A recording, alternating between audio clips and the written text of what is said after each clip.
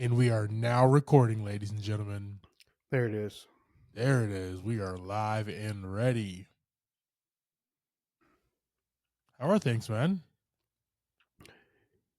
Not feeling well. I haven't been feeling well in a few days. Well, you are going to struggle through this pod. Nah, I'll be fine. All right. We're going to power through, man. We are. I mean, I may mute my mic every once in a while if I got a cough or something, but I'm going to do my best here. I wish I knew how to do that.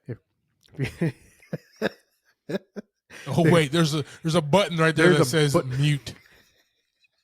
Never mind.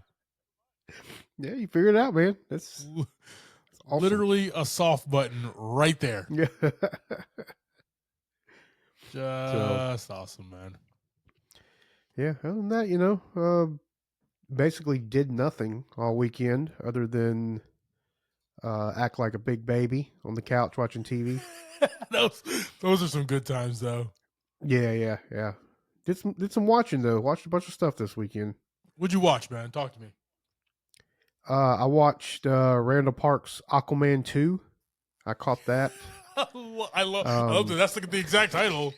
The hero we didn't get, but the hero we all deserved. Okay, Randall Park. Yeah. Which one did I text you? Oh, the change up. Watched that. Caught that sometime. Yes, you did. Over the whatever. That was a good time. I had heard about this at some point with this movie. I just never knew the title of it. Like I knew it was out there. Yeah. And then I just kind of stumbled upon it. It just popped up on Netflix. I believe is where I watched it. Good watch, man. Yeah. And also caught Iron Man 1, 2, and 3 over the weekend. You just had a good ass time right there. So, did you watch Iron Man 1, 2, and 3 back to back to back? Yes. Okay. So, it was fantastic. I was sick for like a day and a half last spring. I don't get sick often, but I was down for the count. I couldn't move. I was like literally that's a long time. Grandpa Joe, that liar, and Charlie and the Chocolate Factory, I was legit bedridden. Okay, I couldn't move. Okay, if Charlie came in with a golden ticket, I would have told him to F himself. Okay, I wouldn't be able to. I can't go with you. Okay, that's how bad it was. Okay. I feel that. Yeah.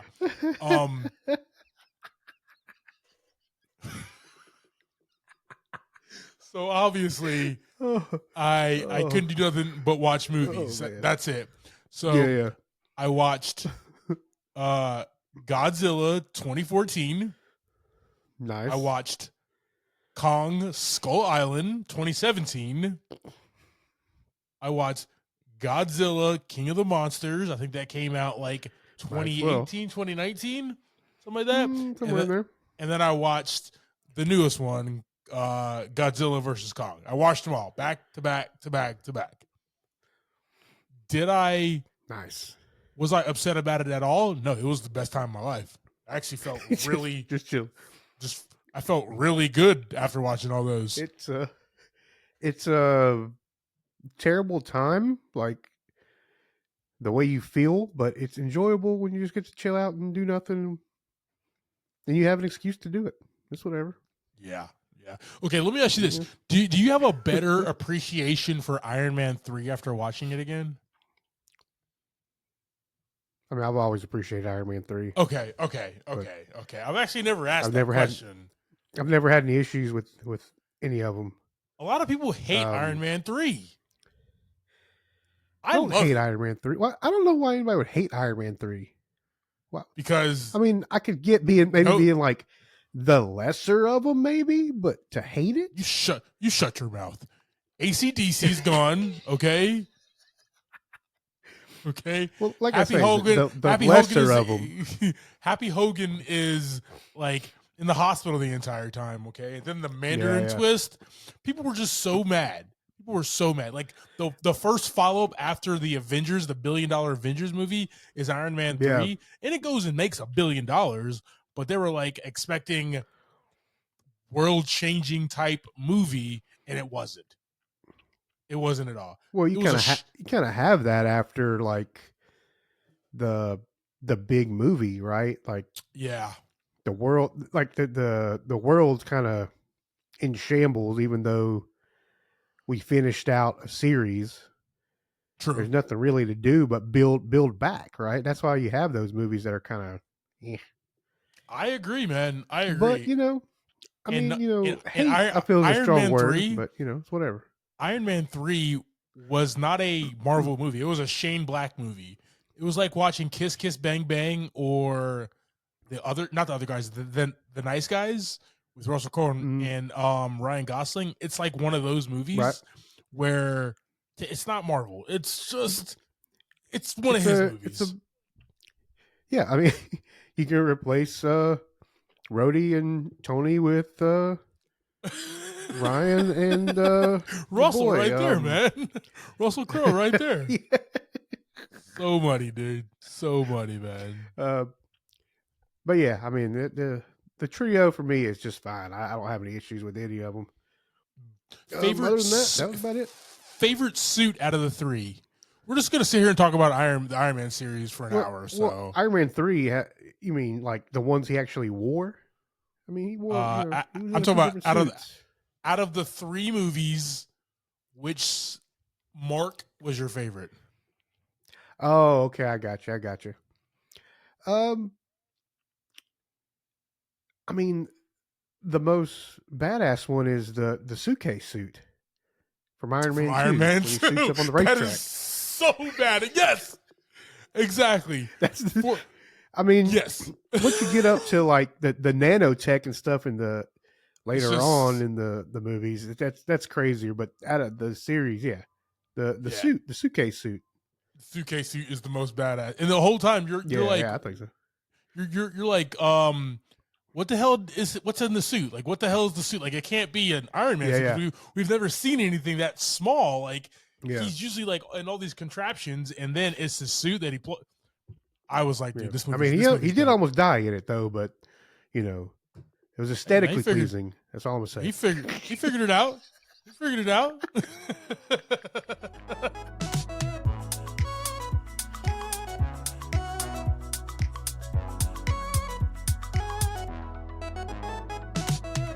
Welcome to the episode of Movie in a Pod. I'm Clyde Smith. And I'm Javier Villalobos. On this week's episode, we're discussing the trailers for The Watchers, Horizon, an American Saga, Chapter 1 in our Movie of the Week, 10 Things I Hate About You. All right.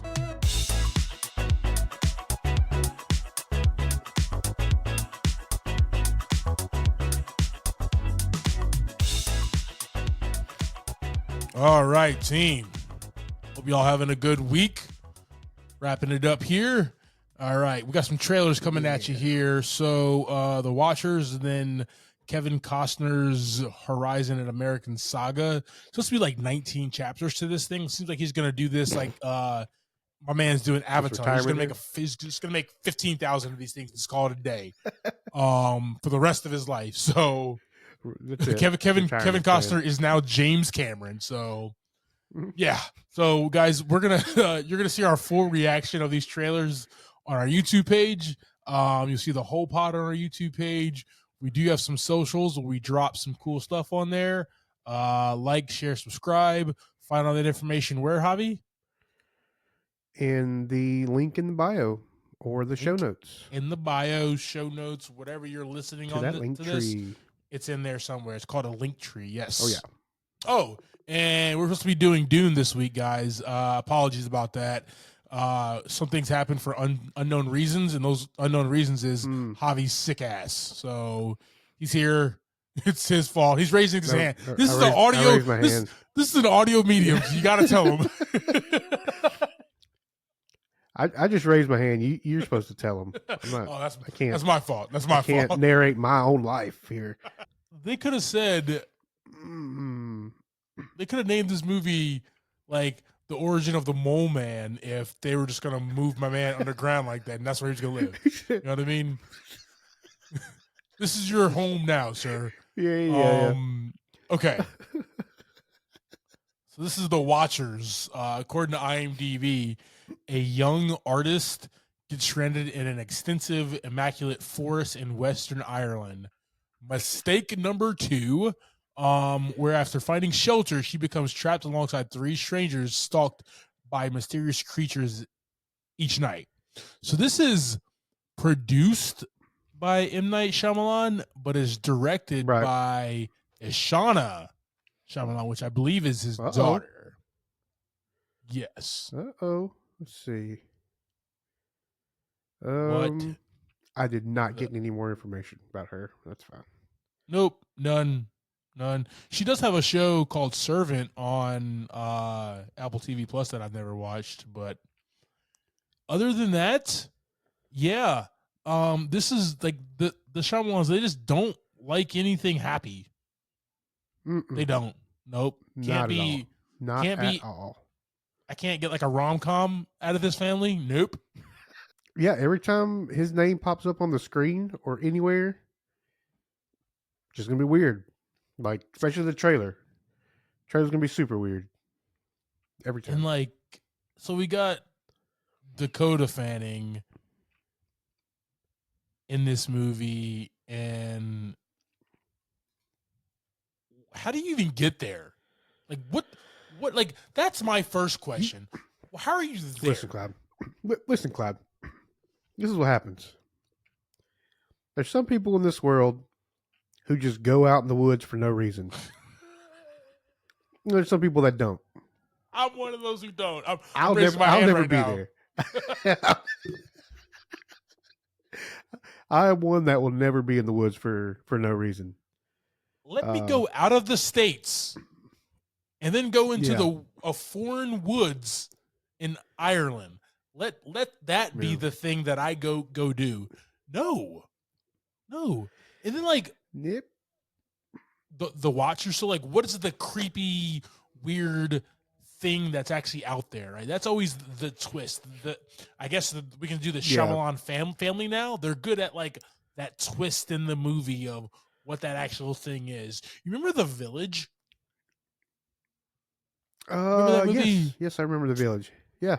Mid 2000, maybe like 2004 or something like that. Right. That twist was wild. Where like the thing, if you haven't seen The Village, basically the thing that the whole village thought was out there. Spoiler alert. Was not. It was something else. Right? And spoiler alert. Sorry. I tried to spoil less, but it's kind of difficult with these movies. So like, I feel like if somebody hasn't seen it, they're not just gonna. It's over. They're not gonna see it at this point. Hey man, you just now watched The Change Up. So what's up? Point taken. I know. Moving forward. My apologies. My apologies. My apologies. Now watch that Ryan Reynolds Jason Bateman classic. What's wrong with you, man? So good. But I don't know about this one, man. It doesn't entice me because I don't care for these type of movies. I just don't. Yeah, like and it really kind of just depends on the trailer. Like we saw when we watched Old, that trailer was kind of weird, but it was very mysterious, right? Agreed. There wasn't no weird creatures, and he kind of wanted to know, like, why is that happening to them on that beach? And then you got this one that's just, there's something that may be a monster, may just be some weird people. Not really into that. I have an idea. Keep your ass inside the thing, the box, the thingy that you're in. Yeah. Don't go out. Matter of fact, keep the blinds down. She's gonna go. She's already in the woods. She already went to the woods, Clyde. Yeah. She's gonna go investigate. Explorers. Yeah. So something I am not. No. Who's the like black people in horror movies one, we get thrown out there as far as like go see what it is. But have you not noticed that it's always the black and the Hispanics are like, we never asked what was that noise? We never asked that question. We got no business knowing what that noise was. It could be a chainsaw and a dude banging at your door. We gonna be turn the volume up on the game, bro. Like this is never. As long as the noise stays outside, we're good. Noise is over there. Yeah, I would be over here. Simple as that. Team, we have 2024's The Watcher from the Shyamalan's starring Dakota Fanning. Let us know your thoughts about this. What is your favorite M. Night Shyamalan movie? And yeah, let us know in the comments, team. All right, team. We have Horizon: An American Saga, Chapter 1. According to IMDb here, we have chronicles a multifaceted 15-year span of pre- and post-Civil War expansion and settlement of the American West. Directed by Kevin Costner. Written by John Barrett and Kevin Costner. Starring Kevin Costner. And a bunch of other people as well, man. We got Sienna Miller, Abby Lee, Jenna Malone, Sam Worthington, Jamie Lee Bower, Michael Rooker, Will Patton, Giovanna Ribisi, Danny Huston, Thomas Hayden Church, Luke Wilson, Dale Dickey, David O'Hara. So many names, so many people, so many stars. Once again, except for you and I, man. I guess we ain't get called for that check, I guess. We didn't. I didn't. I guess my first read through didn't go well. So, so you know what? There's always chapter 2. Man. I think Kevin was just afraid of my beard. That's what it was. My mustache. You know what? Beard. He didn't want the competition. Is what it was. He's like, I might have to freaking. This guy might have to be the damn lead with this stash. Damn. I'm gonna keep my ass in the director's chair, I guess, with this guy. I think y'all got the same hat size and everything, man. Oh shit, man. That was a long trailer. That was a long trailer. That was a 3-minute and 15-second trailer. Like this movie better be 3 hours long, okay, for a 3-minute trailer. Typically, trailers, if the movie I'm lying right now, but every minute for every hour is what I hear. Gotcha. Yeah, totally just made that up, by the way. Talk to me, man. What do you think about this trailer? Yeah, I mean, everything you saw in there was gorgeous. The land, the towns, just, we kind of get thrown back into the Western, right? Not way back to Western, but enough to where you get that feel, right? You're riding, you're in the small town, you're riding horses in the desert and all that fun stuff. But this cast, I mean, that cast can only make this thing awesome, because you're really not getting a lot from anything else other than the cast in this kind of movie, right? I mean, yeah. I mean, and the visuals and everything are going to be gorgeous. Like that vast look and feel of the American West in that time frame is going to look really, really cool, man. And Kevin Costner has always been a movie maker who puts that beautiful landscape on screen. So that's going to be really awesome to watch. And Kevin Costner's not a guy to like shy away from truth as well. Hollywood likes to wash things in regards to some like their movies as far as depicting exactly what happened. But Kevin Costner's always been the type of guy who tells the truth in cinema, and I've always appreciated that about him. I don't watch all of his movies, but I've always appreciated that in the things that he has done. So I will definitely watch this, man. This looks like a really good time. It's probably going to be 3 hours long. If you call it Horizon: An American Saga, Chapter 1, well, get in Yeah, for an I'm with Avatar you. type Way of Water type movie that's 3.5 hours Yeah. long. So get ready for it. All right. A lot of horse riding. Team, we have Dude, we have Horizon and American Saga Chapter 1. We're going to throw this on our socials. Let us know your thoughts, team. What's your favorite Kevin Costner movie? More important, what is your favorite Western film? Let us know in the comments, team.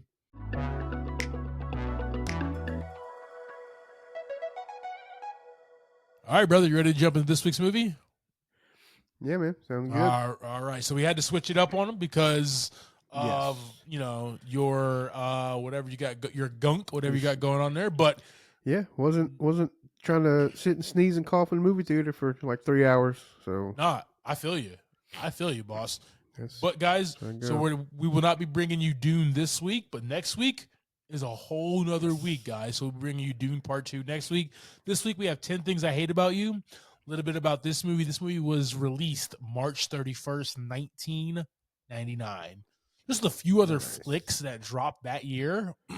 The Bone Collector, The Insider, The World Is Not Enough, The Green Mile, The Haunting, The Talented Mr. Ripley, and the first horror movie to have a black man survive. LL Cool J, thanks for the win, bro. Deep Blue Sea, baby. Deep Blue Sea. They killed the main black guy, but the cook survived. That's what I'm talking about there. Yeah. Deep Blue Sea, baby. All right, guys. About 10 Things I Hate About You, directed by Gil Junger, is written by Karen McCullough and Kristen Smith. We had a $13 million budget and we grossed $60.4 million. Oh, yeah. Starring this, we got Julia Stiles as Kat Stratford, Heath Ledger as Patrick Verona, Joseph Gordon-Levitt as Cameron James, Larissa Oleynik as Bianca Stratford, Larry Miller as Walter Stratford, Andrew Keegan as Joey Donner, David Krumholtz as Michael Ekman, Susan May Pratt as Mandela, Gabrielle Union as Chastity Church. Almost introduced William Shakespeare on here on accident. Hey, man, I got you. But he is not starring in this movie. Well, kind of, but we'll talk about that here. It's a little out-of-body thing. Yeah. Oh, yeah. All right, brother, go ahead and give us that quick synopsis about this film. Patrick Verona gets tasked with dating Kat Stratford in order for her sister Bianca to also be allowed to date.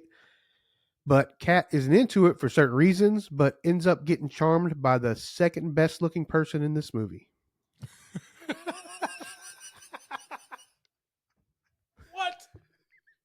What are we talking about here? I was not expecting that. All right, team. Let's start at the top here. We got Julia Stiles, Katrina, Kat Stratford, an antisocial, shrewish elder Stratford's sister.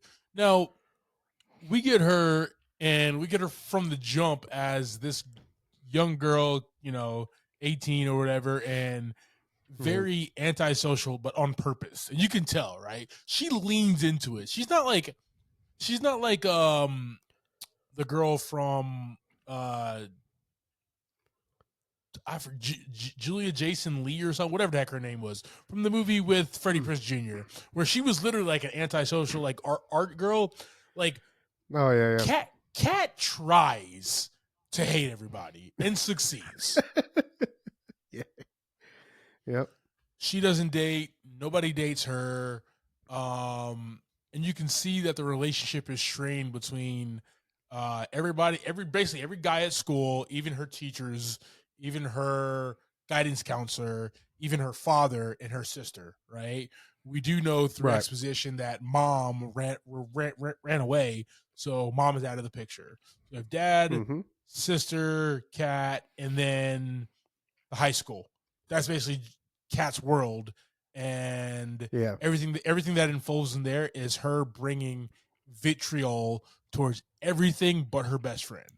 Like, maybe she's just like was over the top for the movie's sake, but like I try to like pinpoint when I watch these high school type movies, me pinpointing us back in high school and trying to figure like, okay, did we have a girl like that? Was a girl like that? And I couldn't pinpoint one. Maybe you got one, but that was Kat. Gotcha. We got Heath Ledger as Patrick Verona, the Australian bad boy hired to date Kat. Now, Heath Ledger, may him rest in peace, but he did this movie, man, and this was dope. Like, you know, very young, very pretty, good-looking guy.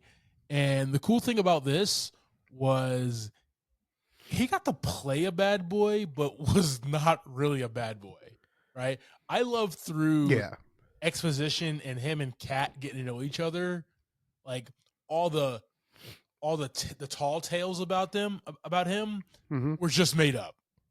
Because he's Australian, he's obviously Australian, so he's foreign.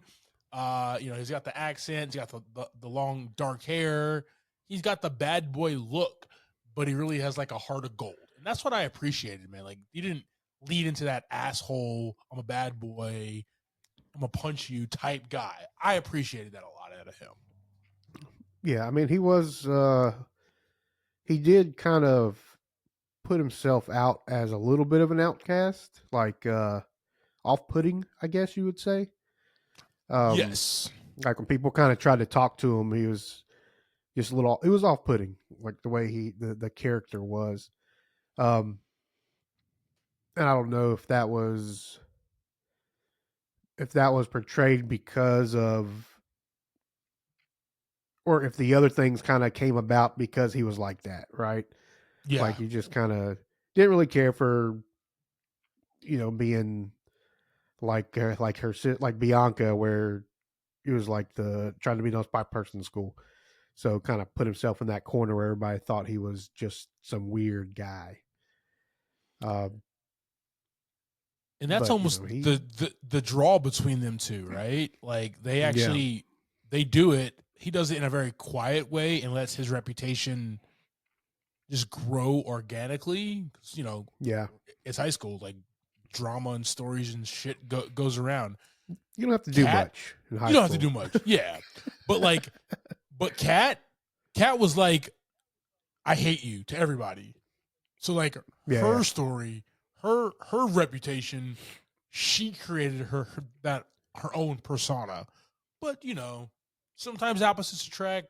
Sometimes you know, people, like-minded people are the same, but they just came from different sides of the track. You know what I mean? So that's what I feel out of those two. But they end up through literally, I'm about to talk about it in a second, but the strangest scheme ever, those two fall in love. Okay? Like, I don't get it. Right. I don't get it at all, but we're going to talk about it here. We got Joseph Gordon-Levitt here, and he's Cameron James. Right? Did I say that right? Yep. Cameron James. And he's the new student at the high school who day one is just falls head over heels, almost like Romeo and Juliet head over heels for Kat's sister Bianca. And he sees his North Star and he's just like, that's what I'm after. Right? Right.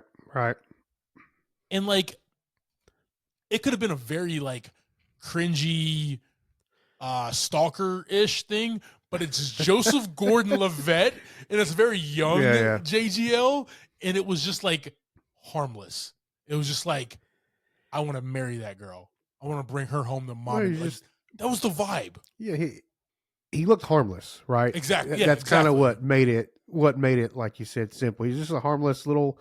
He's very skinny, very kind of short compared to everybody else in the movie. Yeah. So he looked harmless. But yeah, his scheme that he kind of puts together seems like it should work out okay. In the end of the day, it was actually not the worst plan, to be honest with you. Let's Let's let's talk about that in just a few minutes here. Yeah. I am Yeah. really eager to get your insight on this plan because like I have seen this movie probably about 25, 30 times, right? And most of the time All right. I don't really pay attention because it's just one of those movies that like whatever. But I actually Yeah. paid attention this time for this viewing, and I was like, well, yeah, we'll talk about it in a few minutes here. All right, we got Larissa Olnick as Bianca Stratton, the younger Stratford sister, superficial and popular, really good looking, and the apple of a lot of guys' eyes. Obviously, can't the girl that Cameron wants. But everybody wants to kind of get with her because she's very good looking Yeah. and rock Skechers and a Prada bag. So, very important. Um, That's how it was. she This time. the interesting thing about the Stratford sisters is they are not allowed to date. Daddy Walter Stratford does not allow them to date. He is a obstetrician and single parent who is way overprotective. Way Yeah. overprotective. And like, I get it. I understand. I'll never be a father. I'll never be a father to girls. But uh, he gets into the way of their high school life. Right. And then he kind of picks on both of them a little bit, right? So, he knows Kat doesn't like people much, right? Besides like her one friend. Yeah. So he puts it all on her, like, hey, if Kat wants to date, then you can date too, and then kind of laughs it off like that'll never happen. which in his mind, genius. I have a really standoffish daughter. Standoffish daughter who hates everybody, doesn't want to talk to anybody, and just wants to get through high school so she can go to college. She's never going to date somebody, so I don't have to worry about my younger daughter who is really popular and stuff dating anybody. This is perfect. This is dad of the year, right? Like is what he is thinking. Mastermind. Mastermind. Good word. But here comes this guy, and this guy is Andrew Keegan is as Joey Donner, an affluent, self-absorbed high school senior, aspiring model, has the nice car, has the good looks, has the good clothes. He definitely tries to date Bianca. And that's the whole thing. He wants to get with Bianca. He wants to date Bianca. He wants to take Bianca to prom. Obviously, it's a high school movie, so it obviously revolves around prom. Every high school movie does. Yeah, of course. The spring fling, homecoming, prom. One of those events, there's got to be a dance, okay? There's got to be high school kids dancing. If not, it's not a high school movie, damn it. Write that down. But he wants to take her there. And you can tell you have Cameron over here who genuinely likes her, genuinely wants to get to know her, genuinely thinks that there's more to her than the superficial side of Bianca. And then you have Joey, and he's just trying to get with her, yo. If you know what I mean. That's it. That's his big thing. I just trying to do the thing. Something about the prom scenario just popped in my head. What's up? I guess would that be because you can't like send these high school kids to a bar, right, to go dance and kind of be away from their parents, right? Like this dance is like the only thing that apparently you can get away from your parents from is when you go to prom or go somewhere else and you're not underneath your parents' supervision. Or when Bogey Lowenstein's parents go out of town and you could throw a big rager. You know what I mean? So those are the only two things. But that's not adult sanctioned for all the parents. Definitely not. Like, definitely not. It's not okay to be like, I'm going to this party, but it's okay to be like, I'm gonna spend a bunch of money and go to this prom. Oh yeah. So yeah, it's in every movie, dude. Can't go to the bar. Yeah. But yeah, so we have these two gentlemen, and one's being a gentleman, one's being a dog, and it's literally that fight. Now, let's talk about David Krumholtz, and then we'll talk about the scheme, the dumbest, smartest scheme ever. Okay, because that's where this movie really jumps into gear, is when they kick in this scheme. So we got David Krumholtz as Michael Ekman, a geek who assists Cameron in his quest to woo Bianca. I love his character because he is Cameron's the new kid. Michael's been there for a year or two already, so he is showing Cameron the ropes, saying, "Stay away from them. Stay away from them. She's untouchable. You can try, and I'm going to help you because we're going to be good friends." But like, it's a fool's errand. He keeps saying that until this plan. Okay. A lot of red lines and pins here, okay? Yes, yeah. All right. So Dad's new plan, like you said, if Kat dates, Bianca can date. If Kat doesn't date, Bianca cannot date. That's the rule. Okay? Or go to the prom ends up being that as well. Yes. If she leaves the house, then you can leave the house, basically. Basically, yes. Have your ass home before that damn street light comes on. So is the rule. Unless your sister's going out dating, whatever. Okay. Whatever. So Dad says Kat can date, Bianca, you can date. Joseph Gordon-Levitt's character Cameron wants to date Bianca, needs to find a way to get somebody to date Kat. Cameron, Michael, no money. Cameron, Michael go to Joey, who has money, who says, "Yes, hey, you should hire somebody to date Kat. So investor. So Joey, can date Bianca." But in his head, Cameron really wants to date Bianca. Yeah. Mistake number one, but that's beside the point there. So then Joey goes and gets Patrick to date Kat. I'm losing my own damn thread now. Okay. No, you're staying on it. You're staying on it. Am I really? Okay. So as I'm putting this yarn up on this board behind me, for all you that aren't, watching YouTube, if you're on Spotify, you can go over to YouTube. I'm just kidding. I'm not doing that right now, but I'm with you. I'm with you. So yes.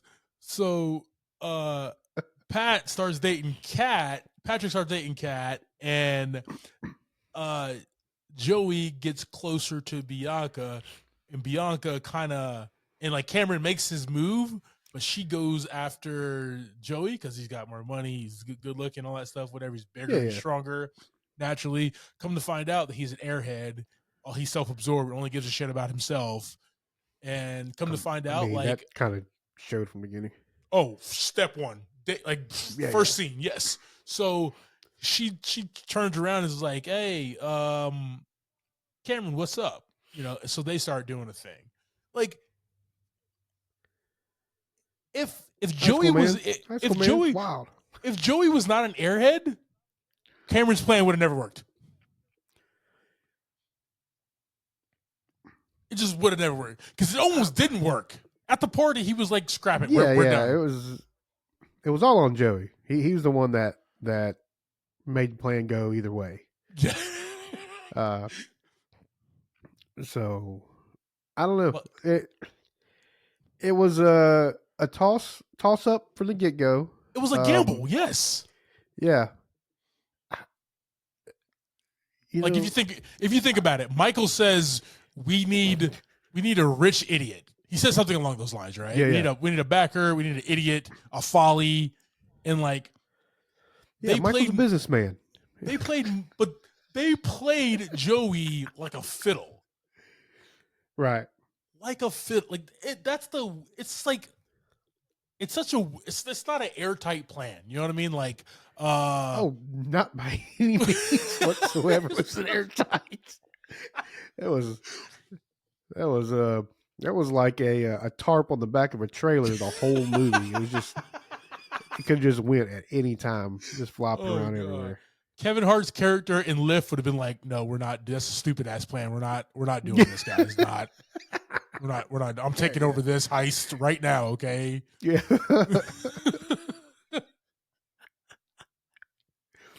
All right. Yeah. Just a few more people here. We got Susan May Pratt as Mandela, Cat's only friend, and aficionado of William Shakespeare, who falls in love with Michael. Gabrielle Union as Chastity Church, Bianca's best friend, who later becomes her enemy.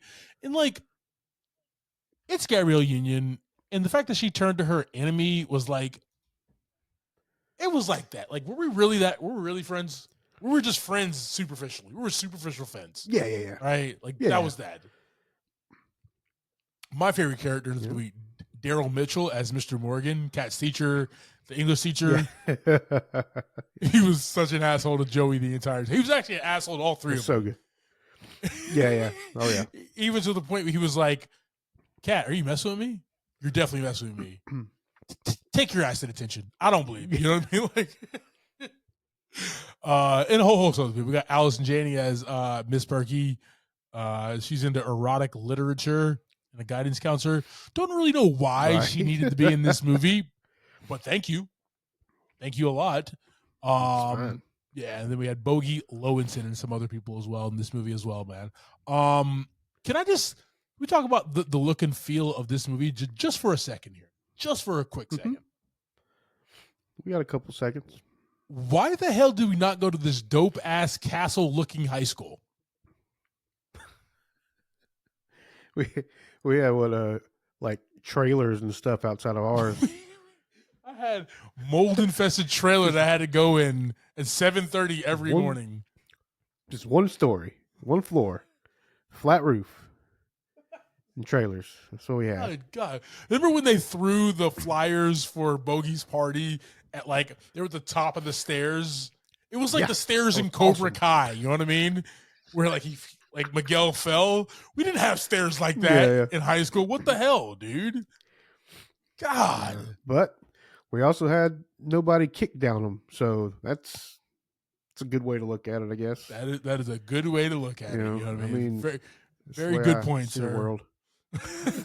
Safety first. You're the foreman on the job for the new school. You look at this spiraling stairs. Yeah, we can't. Yeah. We can't do that. Kids are gonna throw them down there. Yeah, this is a bad idea. Okay. Don't go in the woods either. Don't go in the woods. You know. Two things you never do. But like, this movie was filmed in Washington State. Okay. It was like filmed and also was based in Washington State there. This is an like, obviously their dad's a doctor, but like, that's just a good, this is just the richest of rich people, man. These are not poor people at all. No, not at all. Not at all. For 1999, yeah, Cat, you're driving a beater type car, but like, see that house? House is gorgeous, okay? She drove it ironically, is what it was. Exactly my point there, man. But I love it that they kept it really at the school most of the time. You know, we had the party, we had the prom, we had when they went to they actually were at a bar where they met Patrick for a scene, and then they were at he went to go he went to a show and met up with Kat, had a drink, so you know there was some adult stuff going on there as well. Yeah, you know, whatever. But I like it that they kept it really at the high school and let those characters move in and out of there. That was kind of cool, man. They didn't spend that much time outside of the high school, and it almost seemed like they used every stitch of the high school too. That was also really cool. We saw the different classrooms, shop class, English class, right? The football field where they played soccer and stuff. Even the detention hall, wild scene. Please enjoy that team. Oh yeah. But it's a really cool. It's really cool visuals, man. Um, the music though, music of the time. What do you think? Yeah, fairly typical of the kind of high school scene in most of these movies. But what was cool though is we had a lot of live music, right? Yeah, yeah, You said they went to the concert, they were having fun at the concert. Um, the prom music, the band there was popping, they were having a great time. Um, that kind of stuff was really fun oh yeah, to see that in the movie and it not just be, just music in the background the whole time. yeah, man. I really enjoyed the different types of music that we got here. We got a lot of punk rock. We got a lot of alternative, like turn of the century rock as well. But they mixed it Yeah. up there. You had some Isley Brothers, you had some Biggie, you had Atomic Dog by George Clinton and the Funk. You know what I mean? So they Mm-hmm. really came through with a really dope soundtrack that really moved the story along. Like it wasn't just the score in the background, Right. but it was the actual song, the pop culture songs that was in and out of here, man, which I really definitely appreciated there. So big ups, big ups to that. Good job, Richard Gibbs on the soundtrack though. Um, man, I do have a theme here. If you have a second, All right. Let me check. Yeah, we're good. all right, good deal. All right. Um, theme number one. There's actually two here for two secs. Um, theme number one is being bold and going after what you want. In Cameron's case, it's his high school crush. Right. For Michael, it's being accepted and being cool, right? Finding his own self in high school there. For Bianca, from the get go of the movie, right, it's just enjoying the full extent of her high school life and not let anybody or anything deter that, right? Obviously, like Yeah. her best friend a little bit, her friend at the time, her sister or her dad, right? And then the other theme is moving forward in life and not letting the past stop you. Kat with how she is about literally everything in life, and then their father who opens up and accepts that the girls will have lives post him, right? He can't keep them little Yeah. girls Yeah. forever. He's gonna have to, let you know let them spread their wings, right? They're a peacock. Let them.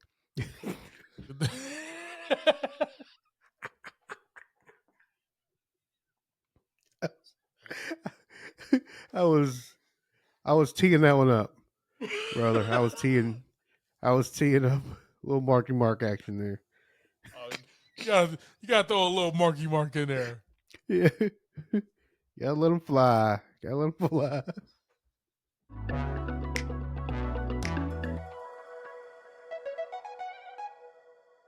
All right, team. So that is our conversation about 1999's 10 Things I Hate About You. JV, All right. your thoughts and ratings on this movie, brother? Yes, sir. This one's gonna get 3 buckets of popcorn from me this week. Yeah, talk to me. Uh, yeah, I mean, solid movie. I've seen it quite a few times over the years. Not as many as you, but it's come across the desk a few times. Um, just a solid cast. I mean, you Yeah, can't go wrong with Julia Stiles, Heath Ledger, JGL. These guys that are all, you know, so young in their career, but were already doing great things. agreed. Um, and then you got, Larissa, Andrew Keegan, and then you got like Larry Miller, right? A guy you see and you know him from a movie, but you never know what movie you know him from. You just see him and realize that he's great in his roles, but what roles were they? I could never think of another movie this man is in every time I see him in a movie. Exactly. Whatever, though. He's one of those guys. He's the guy from The Thing. Yeah, I know I've seen him play in 800 movies, but I don't know what they were. I mean, as recent as like 2018, he's just been on it, man. Always been a good character actor in everything that he's ever done. Just killing. Tell me another movie he was in besides this one. The chairman of the board. See how long it took you? See how long it took you? The Nutty Professor. Yeah. Anyways, solid cast, man. But at the end of the day, it's a high school movie that has been made quite a few times. You think? You think this type of movie has been made quite a few times here? Yes. You are strong in your convictions, young man.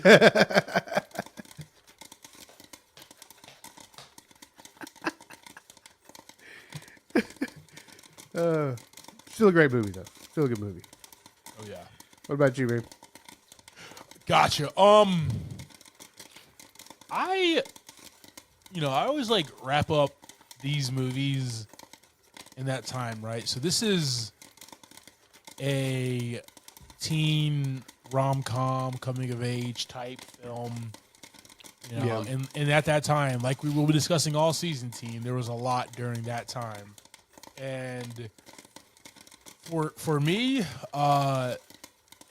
this one just had really good writing. That's what I really appreciated it, man. It is based off of it is an adaptation of a very small play from William Shakespeare, The Taming of the Shrew. And I like this. I like what they did. I like how they modernized it. I love how all the characters interacted with each other and played off of each other. And even though the plan was not airtight, it was very flimsy, as you say. Like you said, it was a tarp on it, right? It is exactly how you would think it's going to play out. You have this plan. Yeah. Boy wants girl. Boy and best friend create weird oblong scheme to get girl. Right? Here's all the variables that we have to get through. Okay, how do we attack these? Boom, bam, boom, bam, boom. We gotta lie, we gotta cheat, we gotta steal. Not Cameron, but his associates in this, right?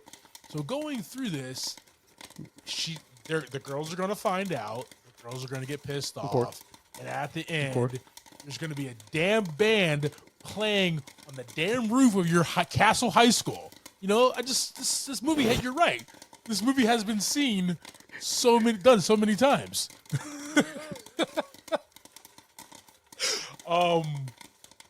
For me, I still enjoyed this, man. This is a good rewatch. This has been a good date night movie in my past, in my present, and it'll be in my future as well. It's just a good, let's post up on the couch, pop in a pizza, and watch 10 Things, because this is a very cute, enjoyable, easy watch movie. Agreed. This one, man, this gets 4 buckets of popcorn. This is a solid, fun time, man. I love that it was the rise of Julia Stiles.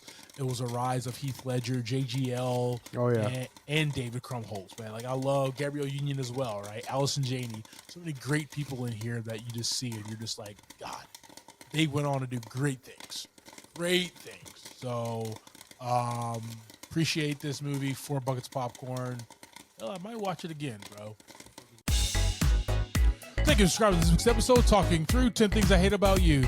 Next week, we'll be discussing, finally, Dune Part 2. You can catch that at a theater near you. Like always, I am Clyde Smith. You can find me across all socials as I am Clyde D. Smith. I am Javier Villalobos. You can find me across all socials at Mr. J8200. Thanks, guys. Appreciate it.